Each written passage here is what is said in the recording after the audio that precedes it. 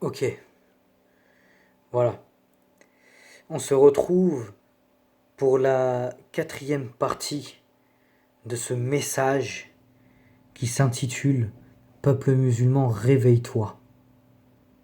Car Christ t'appelle, Jésus-Christ t'appelle. Et nous allons aller dans la parole de Dieu et nous allons lire dans le livre du premier épître de Jean, dans le livre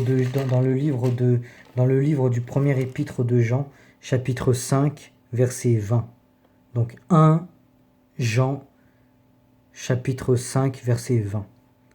Nous savons aussi que le Fils de Dieu est venu et qu'il nous a donné l'intelligence pour connaître le véritable. Et nous sommes dans le véritable. Nous sommes dans la vérité qui est en son Fils Jésus-Christ. C'est lui qui est Dieu véritable et la vie éternelle. Petits enfants, gardez-vous des idoles, rejetez vos idoles. Amen. Bien. Pour ceux qui arrivent sur cette vidéo pour la première fois, je vous invite à regarder les vidéos précédentes. Là, je continue la suite de ce que j'ai fait précédemment. Pour ceux qui ont suivi jusqu'au bout, les 3 parties qui sont encore là, que Dieu vous bénisse. Dieu vous bénit, que Dieu vous garde. Si toi, tu es déterminé à connaître la vérité, reste. Et si tu es parmi ceux qui contestent sans raison et tout, je t'invite à passer ton chemin. Mais dans tous les cas, que Dieu te bénisse. Que le Saint-Esprit vienne sur toi et te fasse connaître la vérité. Le but de cette vidéo est évidemment de dire au peuple musulman, réveillez-vous, car Christ Jésus vous appelle. Je continue. Donc, logiquement, par rapport à ce rapport que j'ai reçu d'un ancien musulman converti à Christ, logiquement, il est bien d'essayer de faire plus de bien que de mal. Mais ce qui paraît très important est de se demander si cela est possible, si véritablement Dieu, qui est le Tout-Puissant, décide de nous juger en fonction de nos actes. Pourrons-nous tirer notre épingle du jeu? Je dis non, car cela est tout à fait impossible de faire plus de bien que de mal. C'est pourquoi les plus orthodoxes parmi les musulmans sont encore plus incertains de leur salut que les fidèles. Et pour cause, en effet, l'observation attentive du péché montre que l'on pêche soit volontairement, en faisant exprès, soit involontairement, par accident, chaque jour que Dieu fait, ce qui résulte de notre incapacité à faire le bien. On peut pécher soit par le regard, le fait par exemple de regarder une femme de manière trop insistante dans la rue, soit par les pensées, la colère, la jalousie et tout, soit par les actes physiques, ou par des paroles, ou par des sentiments odieux.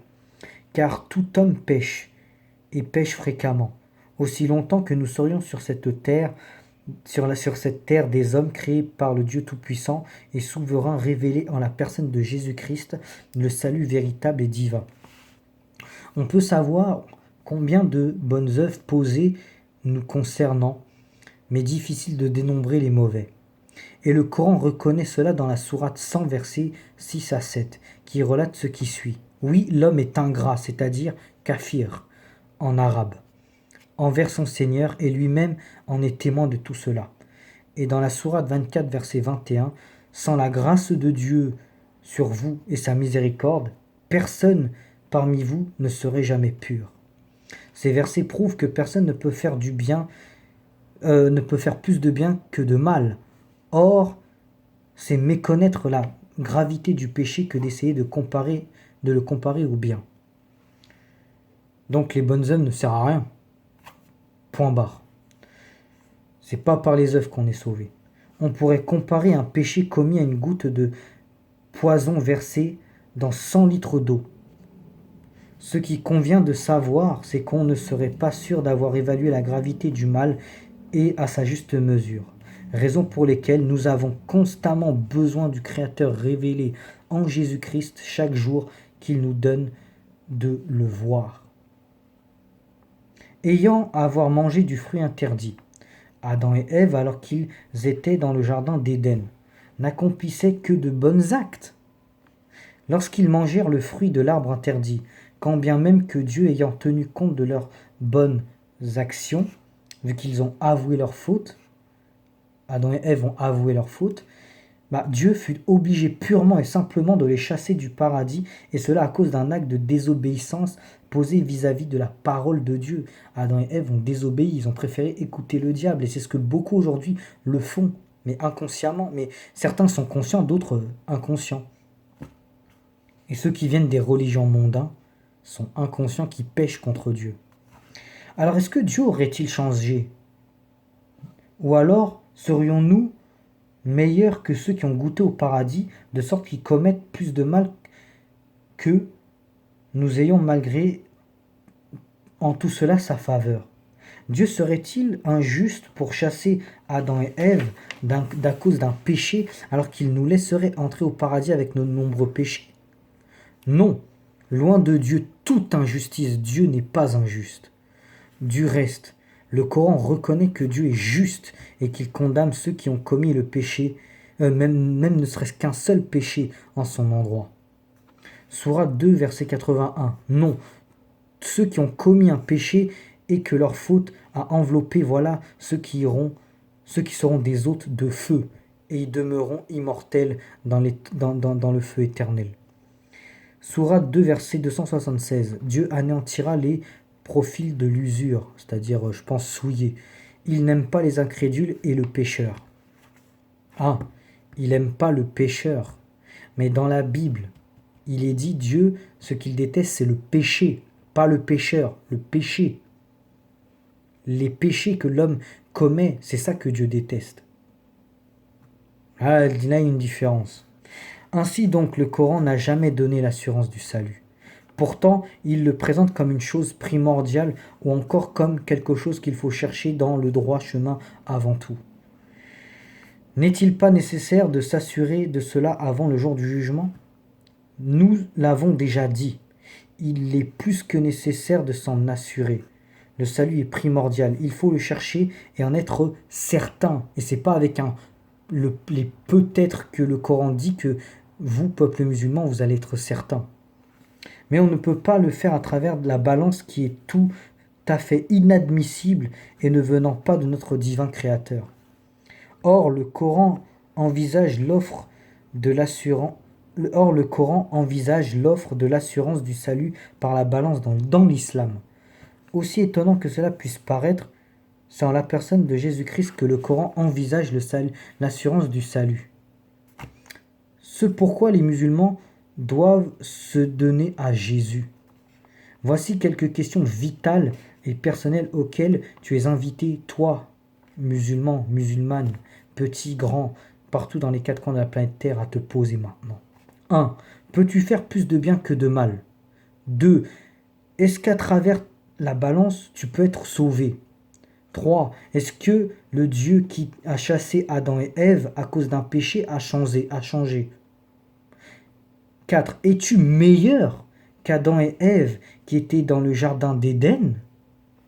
5. Au jour de la résurrection, quels sont ceux que Dieu va placer au-dessus des autres? Est-ce les musulmans, les religieux, les mystiques, les adorateurs, la lune aussi bien que les féticheurs, les autres, ou simplement les chrétiens, ceux qui ont donné leur vie à Christ et qui ont le salut et qui sont certains d'aller au ciel? Sixième question que tu vas te poser. Quels sont ceux qui croient en Jésus-Christ, les musulmans ou les chrétiens? 7. Veux-tu être au-dessus ou en dessous des autres? 8. Qui faut-il suivre pour être au-dessus des autres? Est-ce Mohamed le pécheur ou Jésus le pur et juste? Question 9. Est-ce que les chrétiens auront de la crainte au jour de la résurrection? Pas du tout. nous serons remplis d'allégresse, de joie. Question 10. Est-ce qu'ils seront récompensés? Là, je peux te répondre. Oui. Nous, ceux qui auront cru en Christ, placé leur foi en Christ, qui se seront repentis, qui auront abandonné leur vie pour glorifier Jésus-Christ, oui, seront récompensés. Je peux te répondre à ça. Question 11. Veux-tu aussi être sans crainte et être récompensé? C'est ça la question que tu vas te poser aussi. Veux-tu être sans crainte et être récompensé? Et question 12. Où passeras-tu l'éternité? Et quel est le but de ton existence? La réponse à ces questions te permettra de te situer sur le Dieu véritable afin de connaître la vérité. Si tel est le cas, sache que la volonté de Dieu pour toi est que tu sois sauvé en choisissant Jésus. Il est important de savoir ce qui suit. Selon la déclaration de Suleiman ou Salomon dans la Bible qui dit « Le cœur de l'homme médite sa voix, mais c'est le Seigneur qui dirige ses pas. » Bien. C'est ce qui est écrit dans Proverbe 16, verset 9. Maintenant, cette déclaration formelle du Coran qui suit et qui bouleverse l'esprit du musulman. Selon la sourate 3, versets 55 à 57, qui dit « Dieu dit, ô Jésus, certes, je mettrai fin à ta vie terrestre, puis t'élever vers moi, te délivrer des incrédules. Je place ceux qui t'ont suivi au-dessus de tous ceux qui ne croient pas en toi jusqu'au jour de la résurrection. Quant à ceux qui ne croient pas, je les châtierai d'un terrible châtiment en ce monde et dans la vie future. Ils ne trouveront pas d'auxiliaire ni de récompense, c'est-à-dire la vie éternelle. Quant à ceux qui auront cru et qui auront fait le bien, Dieu leur donnera leur récompense. En clair, cette sourate du Coran démontre de manière précise que Jésus est l'unique chemin qui mène au paradis de Dieu. Ma prière est que Dieu fasse grâce aux musulmans sincères qui cherchent la vérité au sujet du salut de l'âme afin de découvrir que Jésus seul sauve. Mohamed ne fit et n'a jamais fait de miracle, mais Jésus accomplit plusieurs œuvres merveilleuses dont les preuves sont encore palpables de nos jours. De nos jours encore, il y a beaucoup de miracles, beaucoup de personnes, même dans beaucoup différents milieux religieux, abandonnent leur religion, car ils ont compris que c'était faux et ont donné leur vie à Christ. Ça, ce sont les miracles même de Dieu.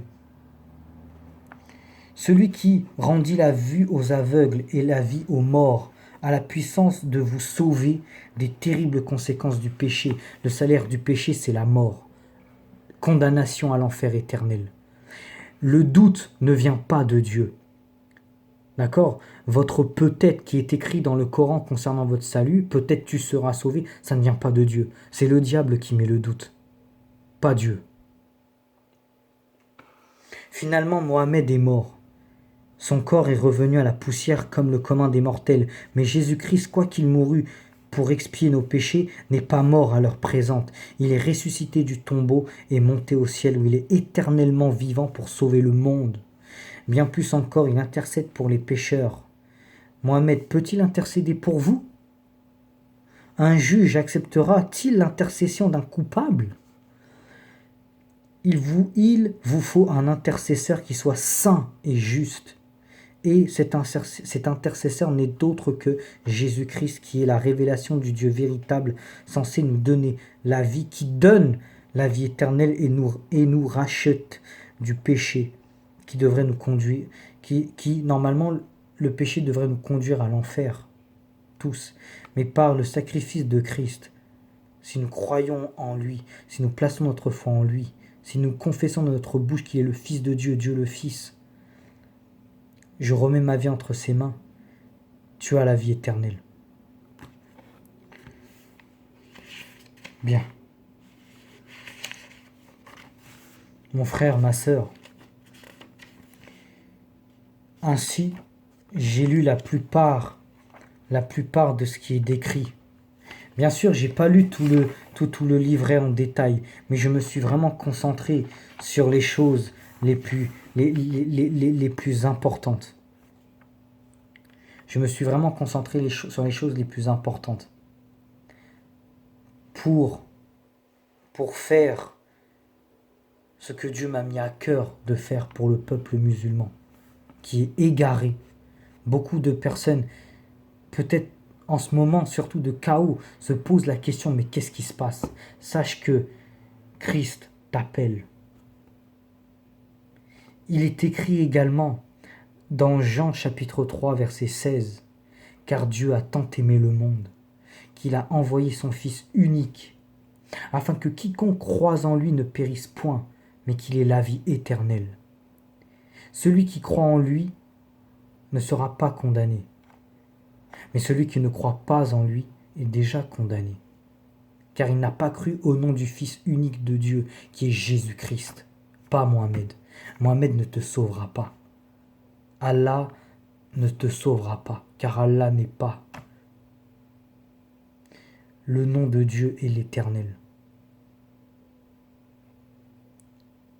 Mon bien-aimé, ma bien-aimée, toi qui m'écoutes dans les quatre coins de la terre, je te le dis, si tu veux savoir ce qu'est l'amour divin, absolu et infini, pense à la croix par lequel Jésus-Christ a accepté de mourir par amour pour toi. Et à Dieu, donnant à son Fils bien-aimé pour le salut de tous ses ennemis, de ceux qui l'ont crucifié et de tous les musulmans du monde entier, de tous les païens, de tout, mais à condition que vous revenez de vos mauvaises voies, que vous sachiez la vérité concernant la vraie doctrine, la Bible. Même les catholiques sont dans le faux, parce qu'ils prient Marie, ils prient des divinités comme Sœur Thérèse ou quoi que ce soit. Non, non, Jésus-Christ seulement. Car Jésus-Christ n'a jamais été une religion, mais une relation. Dieu lui-même n'a jamais été une religion, mais une relation. Si tu veux savoir, maintenant, la religion pure et sans tache vient du ciel, pas de la terre. Sur la terre, ce monde-ci est dominé par Satan. Satan a fait tout un tas de choses pour que toi tu penses rendre un culte à Dieu alors que tu rends un culte à Satan lui-même. La religion en fait partie. Mais la religion pure et sans tache vient du ciel. Jésus-Christ, qui consiste à se repentir, à abandonner le péché, se soumettre à la vraie parole de Dieu, à les pratiquer, à donner sa vie à Jésus-Christ, dire qu'il est le Fils unique de Dieu, qu'il est mort à la croix pour mes péchés. C'est ça la vérité. La vérité, toute la vérité est en Jésus-Christ. La vraie doctrine, c'est Jésus-Christ. Alors ce n'est pas le Jésus-Christ que l'Église catholique et tout, le milieu religieux s'est créé. Non, je parle du vrai Jésus, le vrai Jésus qui vient de la véritable parole de Dieu. Mon bien-aimé, ma bien-aimée.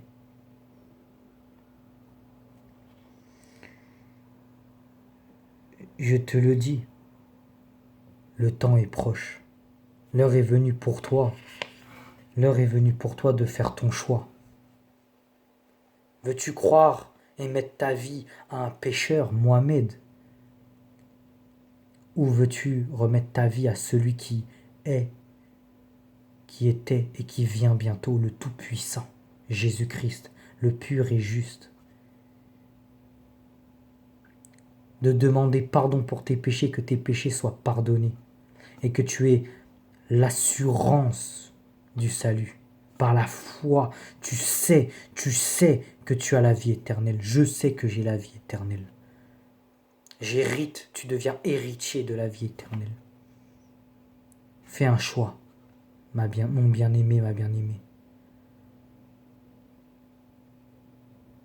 dans le nom de Jésus-Christ, je prie pour que tu ouvres les yeux, pour que tu ouvres ton cœur, pour que tu laisses l'Esprit de Dieu entrer en toi par rapport à toutes les preuves que j'ai citées, et que tu confesses Christ de ton cœur. Dieu t'a fait libre, quoi qu'il arrive. Mais sache que, une fois en enfer, tu reviens jamais. Car l'enfer est décrit comme étant un lieu de tourment éternel pour les incrédules, pour tous ceux qui auront renié Christ, pour tous ceux qui auront blasphémé Christ, pour tous ceux qui se seront moqués de Christ et de Dieu. On ne se moque pas de Dieu. Ce qu'un homme a semé, il le récolte. Le purgatoire n'existe pas. Il n'y a pas de deuxième chance. Il n'y a pas de réincarnation. Il n'y a pas toutes ces conneries. Tu vis une fois, tu meurs une fois. Si tu dois te mettre en ordre avec Dieu, c'est maintenant. C'est pas sur ton lit de mort. Tu n'auras même pas la force de le faire. C'est maintenant qu'il faut le faire. Je te bénis dans le nom du Tout-Puissant Jésus-Christ.